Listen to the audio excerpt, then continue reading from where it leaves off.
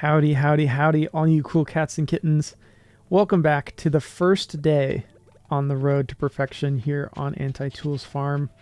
If you missed last time, we did it. Community center's complete. We achieved our goal, but now we have an even bigger goal. As with real life, there's no rest. Just one goal after another. Except we are stopping there, I think. Just one goal and then a second goal after that first one. Yes. Berkeley, how's it feel, Jared? It feels great, except that Willie just sent me a sus letter. What does it say?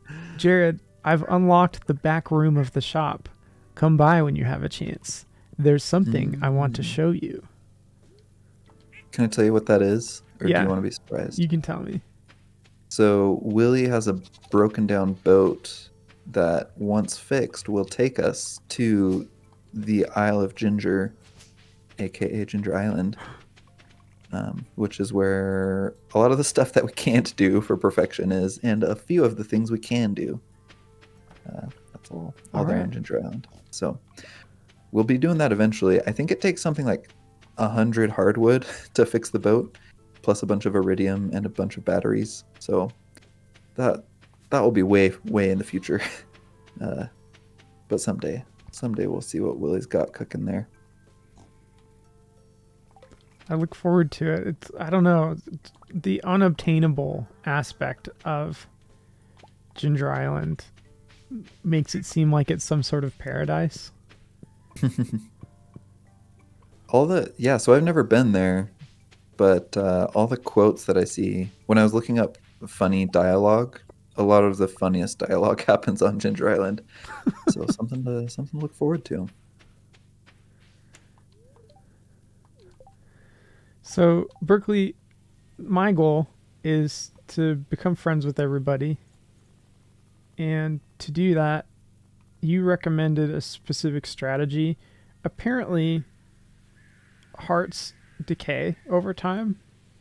Like, if you have a certain number of hearts with somebody and you don't give them a gift or talk to them for a while, then it starts to decrease and will eventually go back to 1. I didn't know that before you told me that today. Yeah, so it happens every single day. You just lose some friendship points with every person. But usually it's not noticeable because there's a lot of friendship points per friendship heart that you see. But yeah, that's the basic mechanics. It's every day you lose some points, and then if you talk to them or give them a gift, you gain more points than you lost. That's so interesting. But I guess true if you don't talk to somebody for like 6 years. Yeah.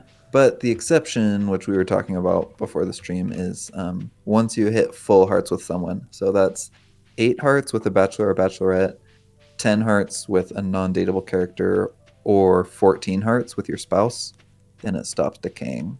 Except maybe the spouse. The spouse you might need to keep talking to them forever, which is good life advice. It's good relationship advice. Talk to your spouse.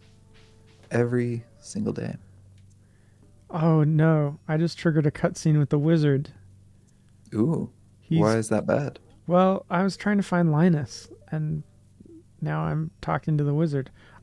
Jared, I've been waiting for you up at the train crossing. Oh. I don't know how long he's been here. It might have been months, dude. I never come up here. You're just gonna stand here? Also, I pressed A already. Here you go. I respect that the wizard is wearing like a flashy cowboy hat instead of an actual wizarding hat. It's distinctive. Yeah, I love it. I've seen people on Reddit recreate it. It's a wonderful hat. The wizard used to be married? You're unlocking some deep lore. What did he do? Until I made a mistake that drove her away. Was it swapping out your wizard hat for a cowboy hat with a stop sign on it? Her anger and envy were so intense that she turned green and began flying around the countryside, cursing everything in her path. Sounds like he turned his wife into like a old school witch. When I found out, I sealed this passage to her home, fearing that an innocent villager might fall prey to her dark magic. That's heavy. But now it must be unsealed, for when we separated, she took my magic ink.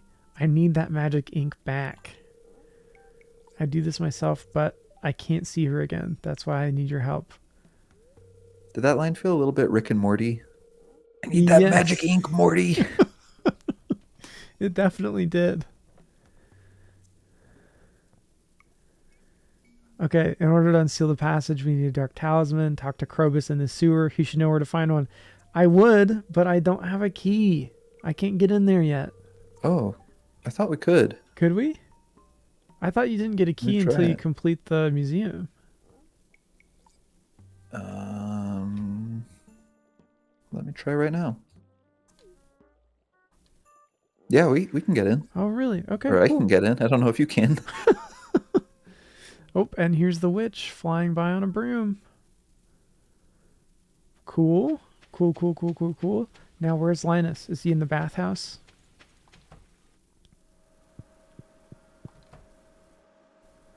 Linus? Oh, there's a weightlifting setup? That's so cool.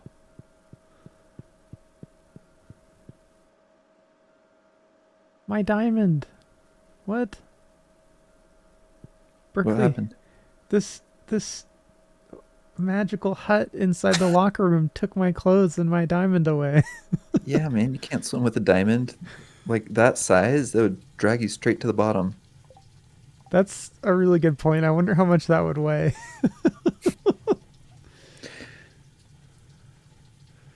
All right. Well, it's looking like Linus might not be in here, but unfortunately, the lifeguards have somehow magically enforced the no running sign.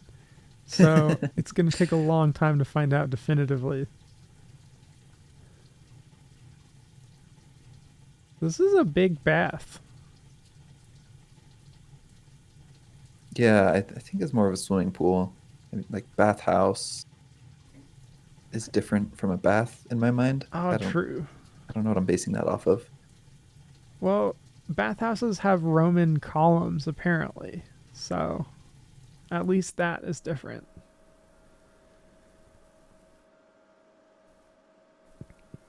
Okay, well, I think it's safe to Whoa. say But Linus isn't in here.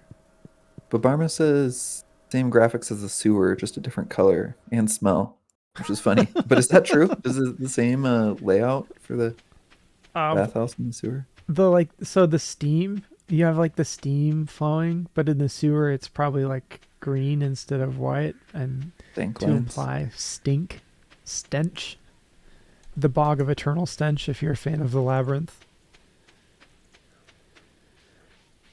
there's Linus. I knew you'd like that diamond. You know why? Because everybody likes the diamond.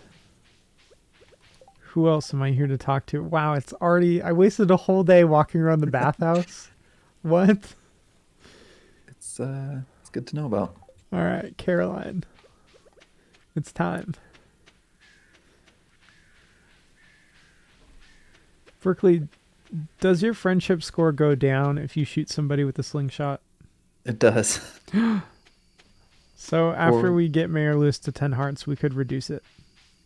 um I don't know if the perfection tracker is based on like what you're at that moment or if it's like the highest you've ever been. So we better not until we're done with everything. That can be our closing ceremony. Once we've decided we've gotten as close to perfection as we possibly can, we'll just Shoot Mayor Lewis a bunch of yep. times. Yeah. Also, if someone catches you rummaging in a trash can, you lose hearts with them. Oh, yeah. So Well, keep an eye out for that. that does happen to me on the regular.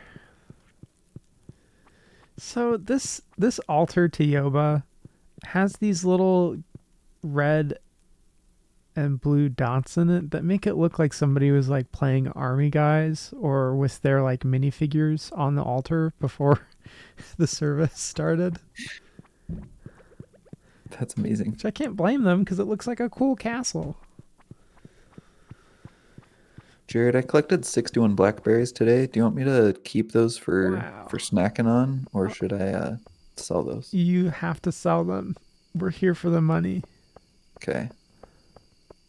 Yeah, I guess we don't ever run out of health or energy, so that would be kind of silly to keep them for eating. Yeah, not anymore. Maybe if we have to go back into the mines, we'll get there eventually, but Yeah. But Barma says you can attend church there on Sunday mornings. There's a bunch of townspeople that go. do you remember? I think this might have been the very first session we streamed where I was asking if it was like a Pilates class. I forgot about that. It's a long time ago. It's almost a year. What? You could actually play the arcade games? Yeah. You didn't know about that? I don't know what I'm doing. This is wild. Is this going to have a negative effect on the rest of our game? Only if you pass out. All right. I'll try to It's die. 10 p.m. There we go. You have a few hearts, I think.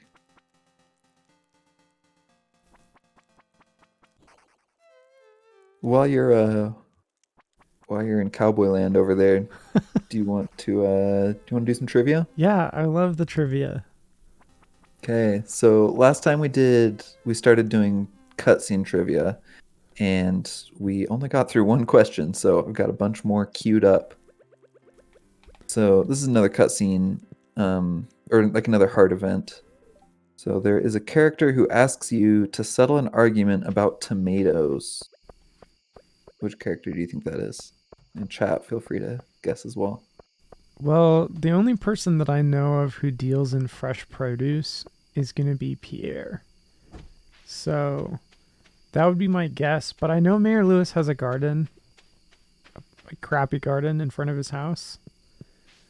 So maybe that would count and put him in on the running there. But I'm going to say Pierre. Okay, that's a good guess. I like where your head's at. I'll give you another hint, though, because that was not correct.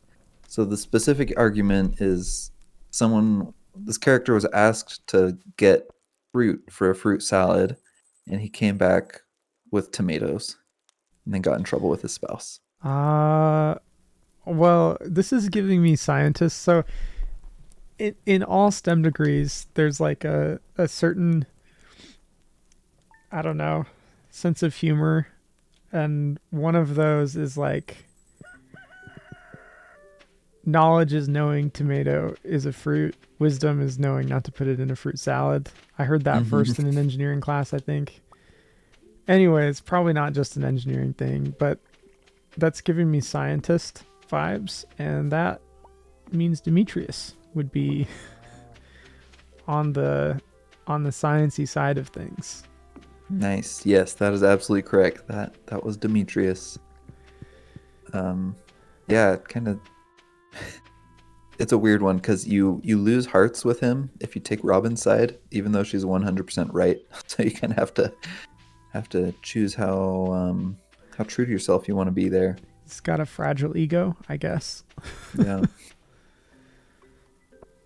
Okay, good one. Okay, next heart scene. So 2 characters teach you how to clean spring onions properly. So if you remember down by the sewer, you can like harvest spring onions sometimes. Mm-hmm. And once you get this heart event, you can sell them for like 3 times as much money because you learn how to properly clean them. Wow. So there's a couple of kids that you see when you first find out about the sewer entrance that are down there and they get scared off by like a noise from inside the sewer. And I don't know their names, but one of them looks like a little girl and the other one looks like a little boy, and Jazz sounds like one of the names. Hey, nice. Okay, good job. Yeah, it is indeed the children, and one of them is indeed Jazz. Also, Babarma wants to point out that your previous one might be the first trivia question you've gotten right. Zing. That's true. And nobody is more entertained by that than me. Every time Berkeley says, like, in the kindest way possible, I like where your head's at, I know that I'm immediately wrong. Oh, man. I've received feedback that I can be accidentally condescending You in know, many I don't many feel that instances, way. so I It's just apologize. I associate the two statements now in my head. I need to find more gentle letdown phrases, I guess. How could it be nicer than that? That's a great compliment. I don't know. Okay, well, good job on that one. The other child is named Vincent. Vincent, Vincent thank and you. Jazz. Okay, last trivia question. Which character gives you access to a secret basement where you can change your character's appearance? Oh man. Um, have I met them already? Yeah. Really? Well, okay, this is a long shot, but I feel like Hat Mouse is the most involved character with appearances. Okay. So, Hat Mouse would be my gut reaction, but I think on another level it does make sense for it to be Hat Mouse because he's got this whole building just sitting out there, you know? So exploring inside that would be an interesting, like, bonus element, I guess. So Hat Mouse. Okay. Instead of saying I like where your head's at, but said I like where your head's at in the chat. Um, I'm gonna say I wish you were correct, because that would be really cool. That is not correct. We've got a couple correct guesses in the chat though. Give me a Do hint you and want to let give me it see one more if I step? can. Yeah. I don't have any hints for you. Oh, you don't have any hints.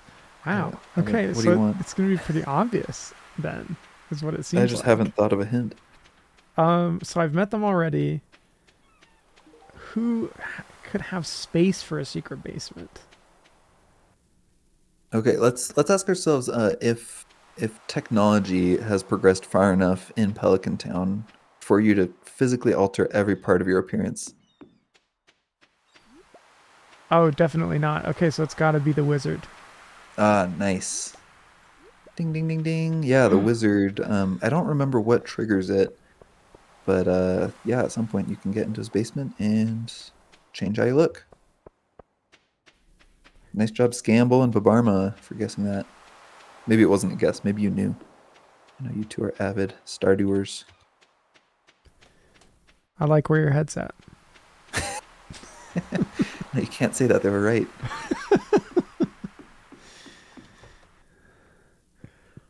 All right, Oh, Willie. Jared, one thing we haven't utilized yet is we haven't gone to the back to the query since we opened it. Oh, Query. yes. I need to. I'm a programmer, so I That's think about queries a yeah. lot. The But, programming is rubbing off on you. yep. Quarry. Uh, yeah, so that's got a bunch of trees and rocks that we can harvest. And Okay. unlike the rocks in the mines, the rocks in the quarry always give you stuff. So that's nice. Awesome. As soon as we have enough bombs, we can come here and get them all. Another thing we wanted to do is check out the museum. Control and delete says J Quarry lets you get rocks faster. Love that. Um, so we want to take a look at the museum. We'll probably do a lot of this work offline, but we want to figure out what we have not donated yet so that we can start figuring out what we need to do to get the rest of the items. I think that at some point we're going to have to start going to the desert trader and getting as many artifact troves as we can, because that's going to Yeah. get a lot of the artifacts that you would usually just till up. But bombs don't work on artifact spots, unfortunately. Berkeley, So does that mean we need Omni Geodes? Like, I don't remember how you get artifact troves. okay.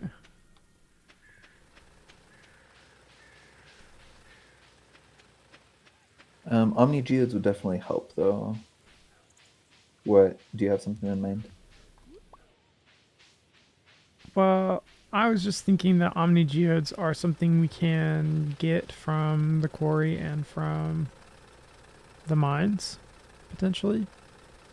So it would Yeah, make you can get some sense. from the normal mines. You can get even more from the Skull Cavern, which is a little Oh, bit more okay. dangerous, but a little higher reward as well.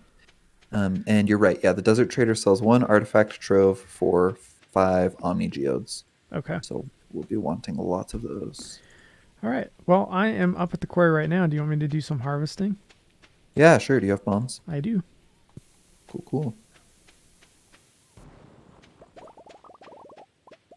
And then when you have time, if you're able to go to the museum, just so we have it filmed on record, then I Oh can go yeah. back and start making a list of what we're missing.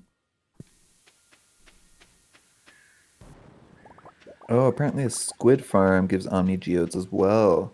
Yeah, you've been talking about doing like a fish pond. Yeah. I have. I don't know if I've caught a squid yet. That's Oh, actually something I octopus. needed to do. Sorry. Definitely octopus. I don't know why I said squid.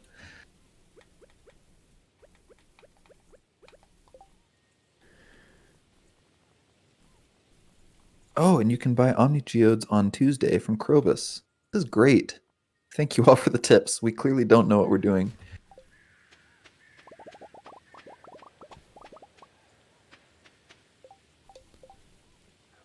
So, Jared, you recommended a game to me and Ah then yes. very generously bought it for me, and I've been playing the heck out of it.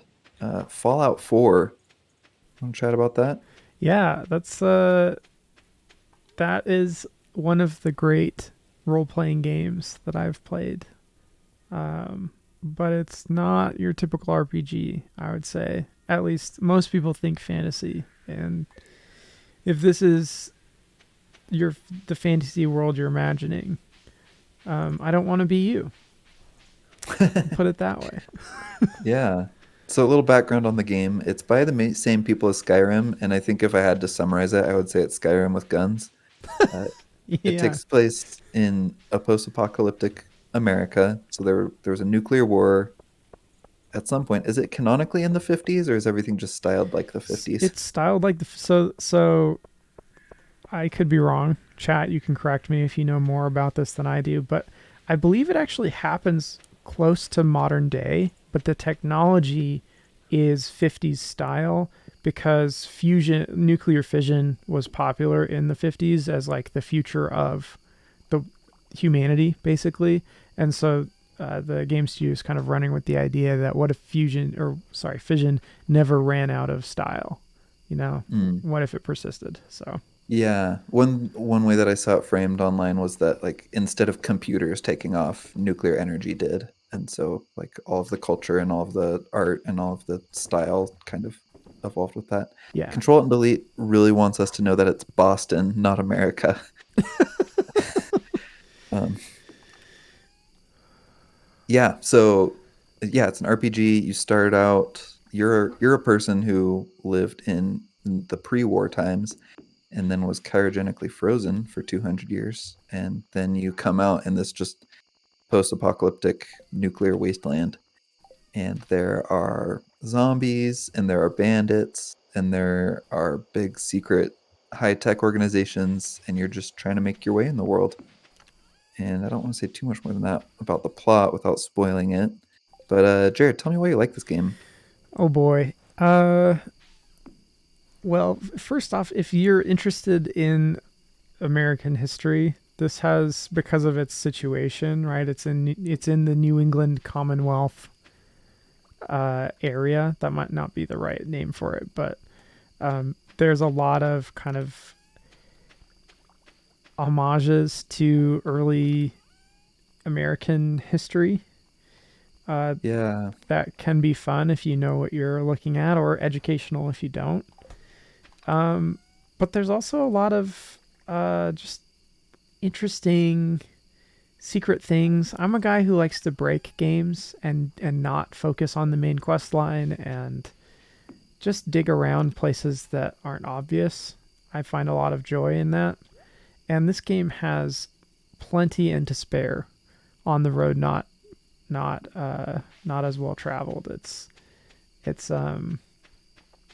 densely populated like Skyrim is, but with a little bit more depth, I would say, to the world than Skyrim has, and your decisions mean more in the game because of it. Mm. So I don't know if you've run into that yet, Berkeley, but your relationship with the factions really matter Mm. to the long term choices you'll be able to make in more ways than one. And I think that that's cool. Also, one thing I always wanted to add to Skyrim was guns. I know it would break the game, but I just I'm a guns guy, and so having the opportunity to to have that and play with that is fun in an RPG. I also think the skill attribute system is really neat. Mm. If you've ever seen old cathode ray tube devices, maybe even before color was a thing, you have like the kind of neon green readout.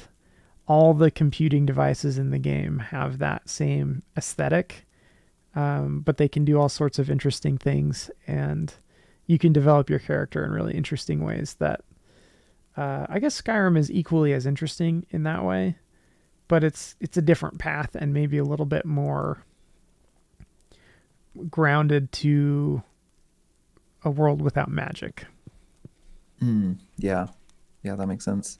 So we've got some recommendations coming in the chat. So if Fallout missed an opportunity to tie in with The Simpsons, that would be a fun crossover. Um, Scamble says, watch Blast from the Past if you like Fallout 4, or Phineas and Ferb from Bubarma. I'm not familiar with Blast from the Past. Have you seen that, Jared? No, I haven't. It's time to turn to the internet to understand that. I'm actually trying to stream and play a game at the same time, which is really hard. So I will not be turning to the internet right now, but later I will look up Blast from the Oh, Past. I'm on it right now. Oh, what? Wow, you're so good. All right, it's a romance comedy. I'm assuming we're talking about the film here. And made in 1999 with Brendan Fraser and Christopher Walken. By the way, if you're a fan of either of those folks, they're in that. The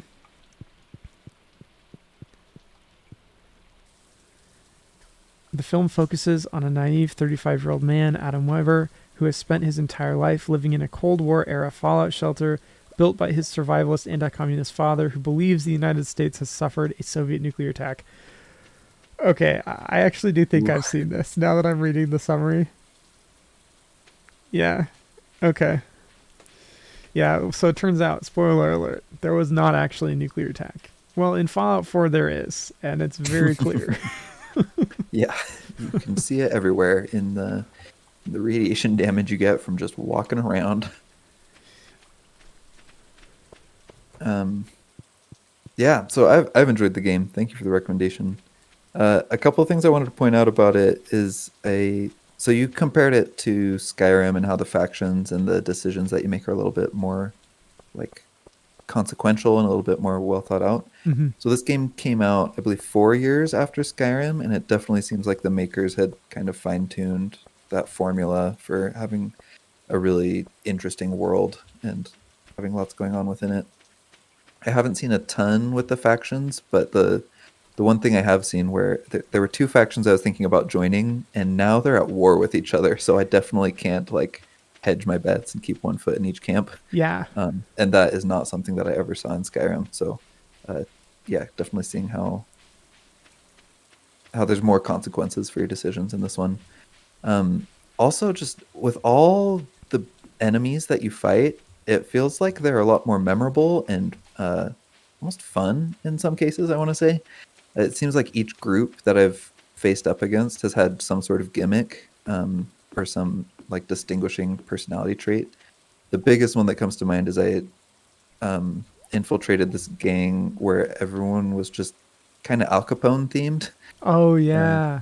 they talked like 20s gangsters. They had Tommy guns and pinstriped suits and everything, and that was just really fun. Like it didn't distract from the like how serious the mission was. It just like gave an extra reason to care about the people I was fighting. Not like I was torn about fighting them, but they were just interesting and memorable in a way that I don't remember a lot of the Skyrim enemies being. Can I Or any game that I've played. Oftentimes the enemies are just like kind of faceless suits, and in Yeah, this one they're a lot more human. you're not just fighting another giant spider. Yeah, I want to add, I particularly enjoyed that element.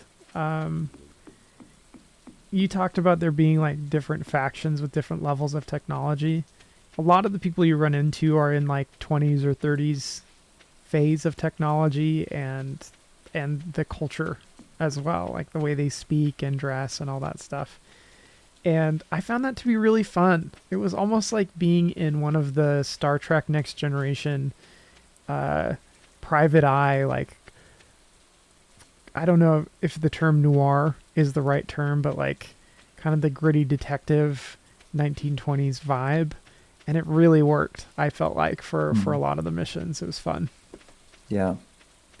Yeah, I think just having something in a futuristic Earth, like even though it's post-apocalyptic, so it's not sci-fi per se, but it does canonically take place on Earth, and so they're able to draw on a lot of like tropes and archetypes that you couldn't in a totally fantasy game. Yeah. Um, did you have more you wanted to say about it? I have another thought.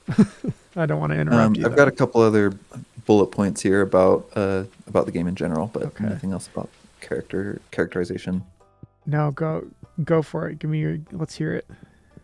So you said that you love guns in games. I found the ammo thing just a little bit overwhelming, at least at first. It's getting better, but just there are so many types of ammo, and so I was constantly running out of the ones that I wanted. Yeah.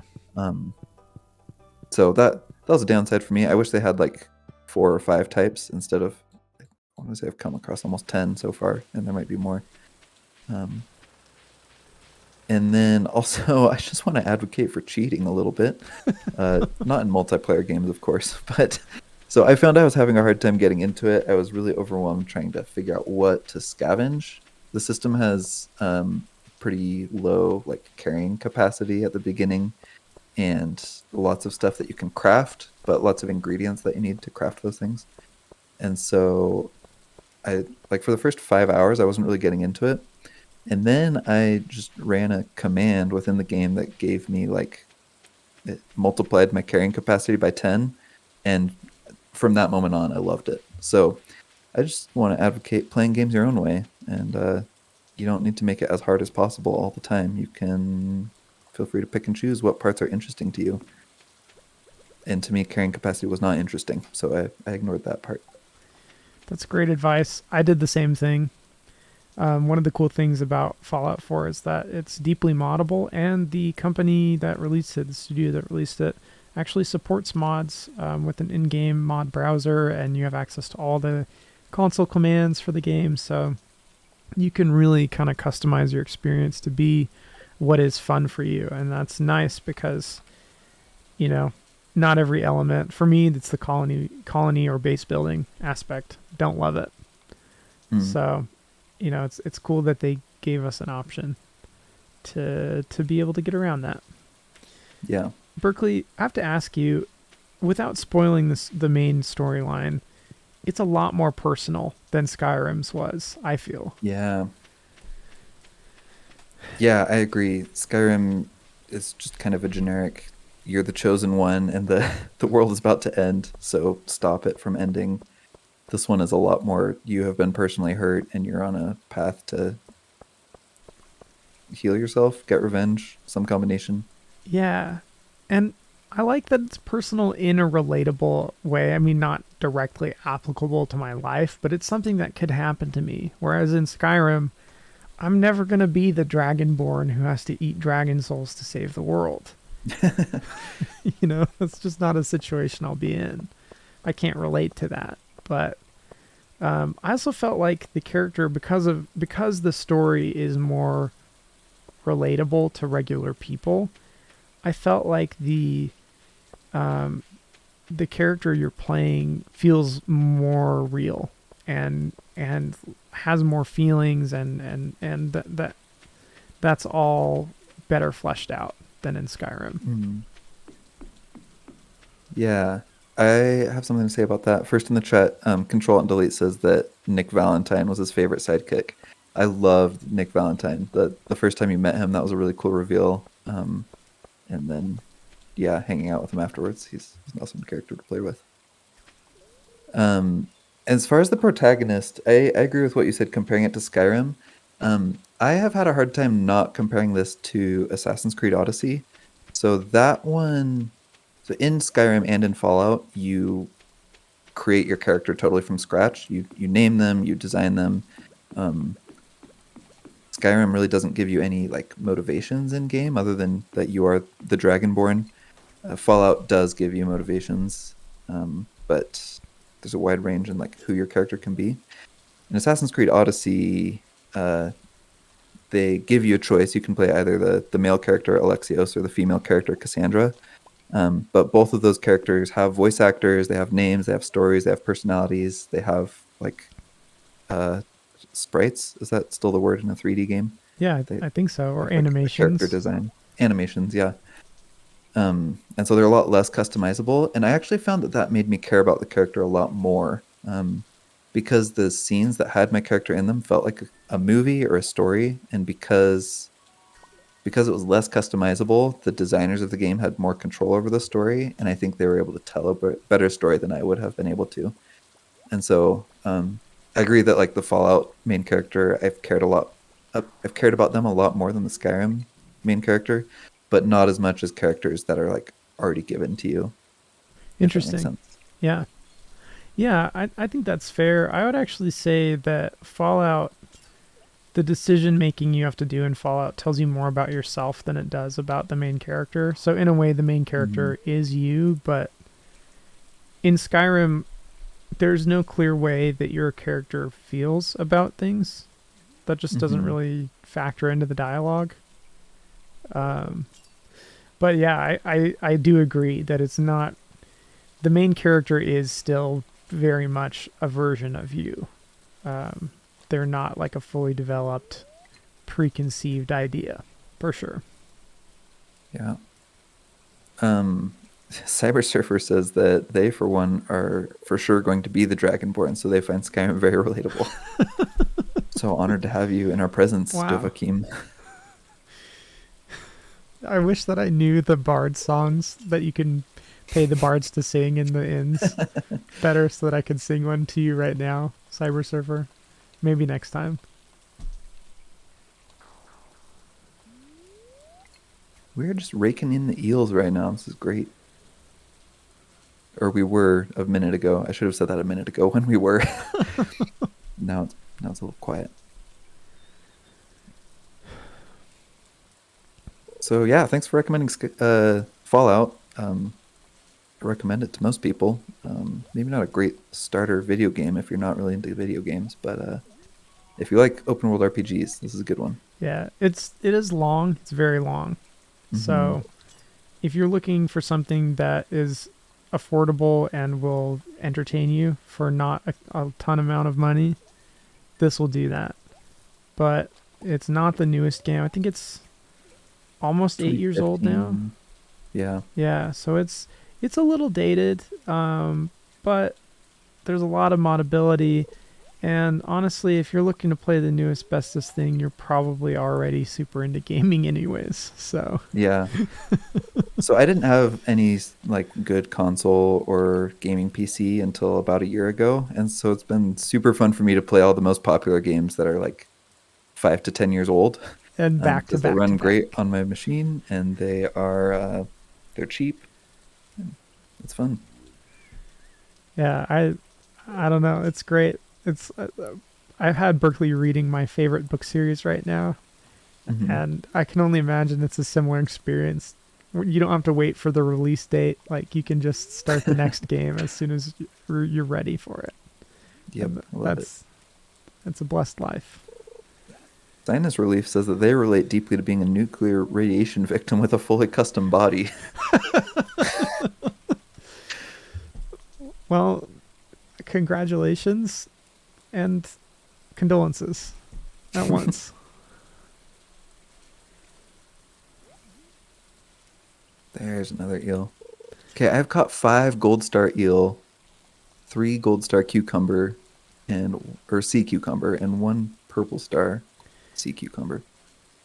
It's fantastic. The sea cucumber is still yellow though. It's not actually a purple one. Yeah. Okay. If you Oh, do we get need a to. purple one, Oh, I want to save it. Okay. I'm going to bed. Oh, it's late. Okay. I'm chasing you.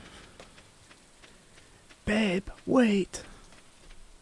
It's a hot rod reference for those of you who might have been familiar with that. I feel like I have a weird relationship with Hot Rod because everyone that I know who likes it has it memorized.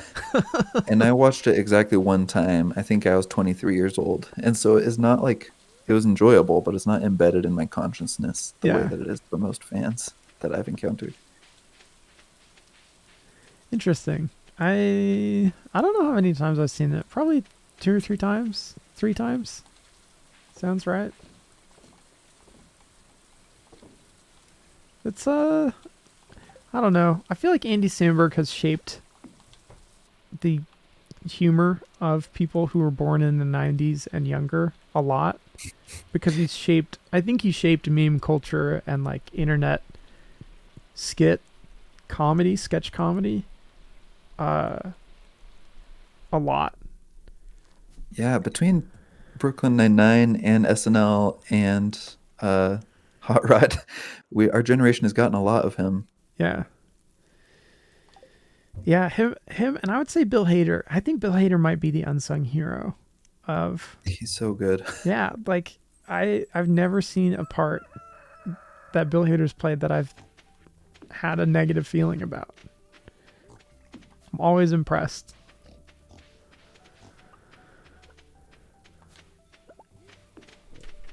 I feel that way about Fred Armisen. Big Fred Armisen stan. Oh If you yeah. So Portlandia, of course, is maybe what he's most famous for. Um, he has a stand-up routine called, I think it's called Stand Up for Drummers, where he did this live show, and you had to like pass a drumming test to get into the room, and about half of the content is specific to drummers.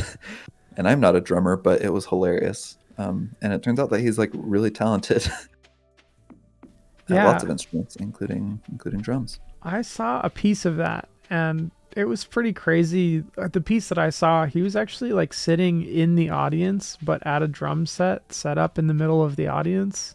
Mm-hmm. And that in and of itself is quite an interesting idea. Yeah, the whole thing was very innovative, I guess, Yeah. avant-garde. Wow, look at this amazing community center I have all to myself. I can No sit on this community to be couch. seen, just the way I like it. I could sit in this huge chair. Cyber Surfer says, in 100 years, are going to attribute the human brain's evolution to enjoy subpar humor to Adam Sandberg. Andy Sandberg? You know, I guess that could be true, but on the other hand, is it subpar? If everyone likes it, then it's by definition par.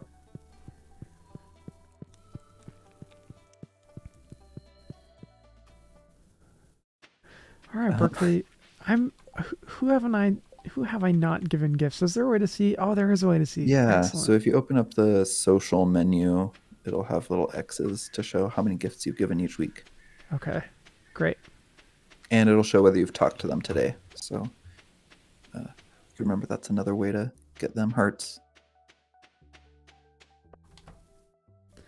So, Berkeley, we were talking a little bit about this before the stream, but we haven't upgraded the main house yet. Yeah, we accidentally upgraded the farmhand's house instead of the main house. So that's something I'd like to do, and I have to be the one to do it as well because Yeah. if you do it, it's just going to upgrade your house again. Mm-hmm. I think I just got a heart of it. Often don't have access to. I see Linus digging through bushes.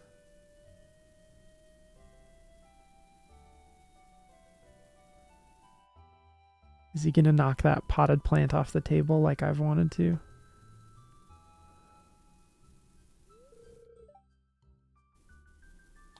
Robin doesn't know Linus? Yeah, I forget about this, but I think it's part of the lore of the world that everyone just kind of avoids him. I think people know who he is, but don't talk with him. Interesting. Oh, I have something to say. Oh no. I have to say something. If I ruin it, what happens? You could lose some friendship points here if you say the wrong thing. Okay, I'm just gonna. I don't think Linus wants my pity or my help, so I'm gonna say I'm just pleased that Linus is doing well. I think that's the move. Nice. You have proven that you know him. Good job. Thanks, Jared. You had me worried there. I thought you could ask me to move to the farm with you. Wink. Unless. You know, I consider you my closest friend in the valley. You've never tried to fix me. You respect my way of life, even if you don't understand it. I really appreciate that. I just want a cool golden cloak made of leaves like you have, Linus. That's what it's about.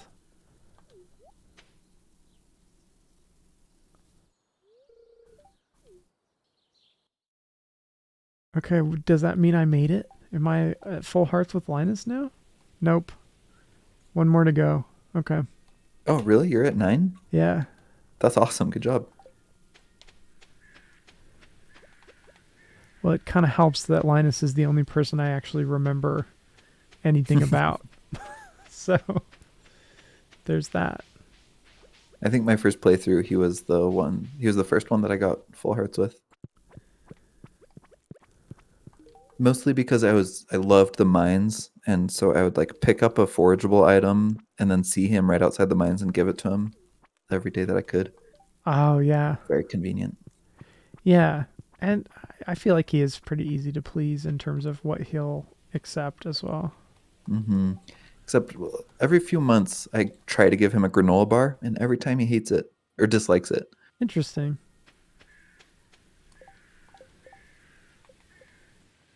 He says, "I don't need your hippie trash." Does he actually? No, he does Oh. not. Scamble wants to know if love bombing someone is a toxic trait. Yes, it I saw is. someone say that any friendship mechanic in any game is problematic, and I just try not to think about it and feel like I'm making them happy with my gifts. What do you That's think about that? fair. I don't know. Here's my thing. What I want my friends IRL to feel is comfortable and safe. And those two things obviously go together. There's overlap there. But if I'm going out of my way to give somebody a bunch of things and they don't feel comfortable, then I'm not being a very good friend, right? So even though it might technically be, you know, if you were to take the alignment chart of like choices, that might be a kind thing to do. Too much can be a bad thing. So Mm. it depends on the relationship dynamic, obviously, but for myself, yeah, I would say that that's something you should avoid if you don't know that that person would appreciate it. Nice, well said. Jared, we're coming up on when we said we would stop. True. Should we cut this day off early? I've got 6 minutes. Okay. Have you gone to the museum yet? I have, yeah. Okay. You walked around, so we can go back later and Yep. see. I think I got a Cool. full view. I'll do it again real quick right now just to make sure if I can get there in time. So the bus in town goes right to it if you want to take the mine cart. I had already passed it by, Mm. which is also something I do in real life. There's a bus here in town that I could use to get places, but usually I find that walking is faster for where I need to go. Makes sense. Ooh, but Barman says his love language is high quality ice cream. Heck yeah. That is true. I bought him some for Christmas, and And he then, loved it. well, then I ate it because I couldn't figure out how to get it to him. So I loved it for So him sad. vicariously. I found out about a year and a half ago that I'm lactose intolerant, and a lunchtime quesadilla and ice cream were the two biggest things I was sad about. But then I found out that many grocery stores sell lactose-free ice cream, and it's really good. And it was just a great revelation. Berkeley, does butter have lactose in it? It does, not a lot, so most lactose intolerant people can handle some butter. Interesting. That's fascinating. I'm sorry that you've had to give up food that you love, but I'm glad you found a good compromise. Yeah, so I had about a year where I was like totally giving it up, and then for the last 6 months, I've been just like slowly bringing it back in and seeing how much I can handle. So I'm at the best stage right now.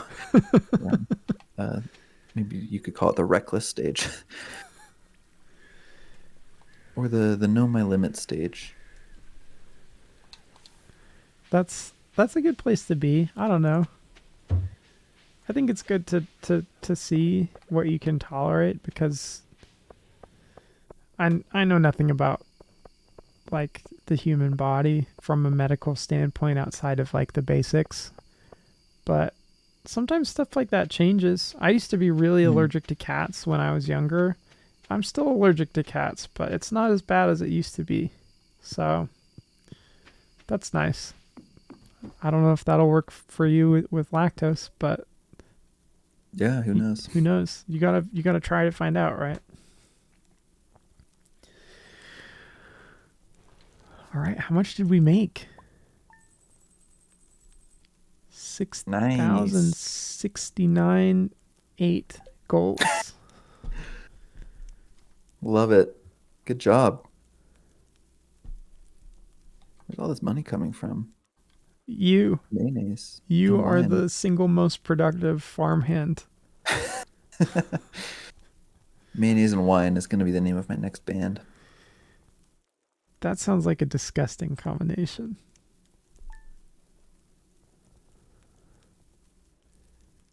All right. Well, thanks everyone for joining us. I'm excited about this road to perfection. Kind of get in a new groove. Before we were hunting down every last item, and now I get to kind of focus on scaling up our operations here and making friends with people. So that's kind of fun. We've got a link tree with links to our Twitch, YouTube, and Instagram. So if you're on YouTube, you can see that in the video description. And if you're on Twitch, you can see that in the About section of our channel. So please follow us on any or all of those platforms so you can keep up with our anti-tool journey. Berkeley, quick question. Have you Yeah. I saw on the Stardew Valley subreddit that there's giant melons and giant pumpkins and stuff. Mm-hmm. Can we grow one of those? That's good. I think it's impossible um, without a watering can because you need Okay. a 3x3 grid of those things fully grown. Oh, And with our sprinkler setup, I don't think we can get to 3x3 unless we get the iridium sprinklers. okay. Well, follow us on Stardew Valley, Tools Aren't Real Edition, SVTear, our Instagram, our YouTube channel, and here to find out if we can do that because it would be cool. It sure would. Okay, thanks everyone. We will see you next time. Bye. Bye.